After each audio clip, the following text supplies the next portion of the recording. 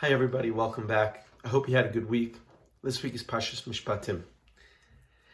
Have you ever had the experience like me, downloading an app, and before I'm able to use it, I have to look at the terms and conditions, and there's a whole series of legal jargon that I don't really understand, and I'm just in a rush to kind of get it done, so I just kind of scroll up really quick and just hit the terms, okay, accept, and I'm good to go, not having any clue of what I've just signed on to. Mishpatim, to me, reads kind of the same way. It's full of legalities, very different from all the parashos previous, of stories, of narrative, very dense. As a matter of fact, it reads like a law book with over 52 mitzvot. Yet the parsha begins, Ve'ela hamishpatim, these are the laws.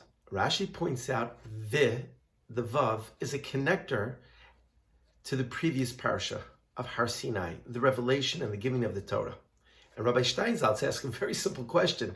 You would think that Mishpatim would continue to talk about the lofty ideals and goals of Har Sinai, and yet it gets into civil laws, gets into capital punishment, all that legal jargon. So the Gemara Chagiga, 6b, quotes Rabbi Akiva, who says, Amar klolos uprotios nimra b'Sinai.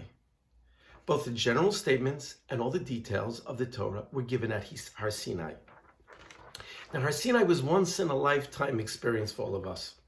And one can only imagine what it must have felt like to be in the presence of God, in such a close presence of God.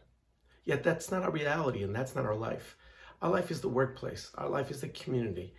Our life is our home. It's full of all kinds of details.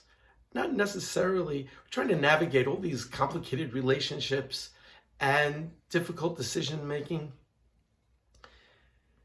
And so what Mishpatim is, it's about taking the message and the lofty goals of Har Sinai and infusing it and applying it to the details of everyday life.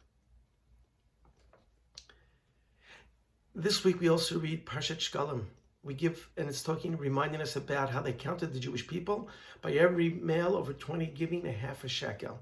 Whether you're rich or poor, it had to be equal amount. As the Sefer HaChinuch tells us, it gave equal opportunity to participate in the mitzvah, no more, no less.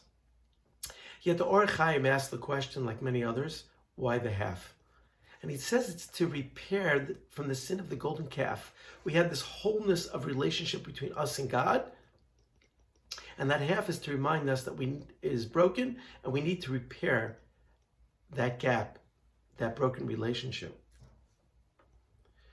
So perhaps that's what Mishpatim is about as well. All those details, all those many mitzvot, are like a series of little bridges to help us connect back to Hashem. Reminds me of the phrase, God is in the details. And that certainly is the message of Mishpatim. Har Sinai is in the details of Mishpatim. If you like what you heard, please pass it on. Thank you always for listening. Appreciate the feedback. Shabbat Shalom.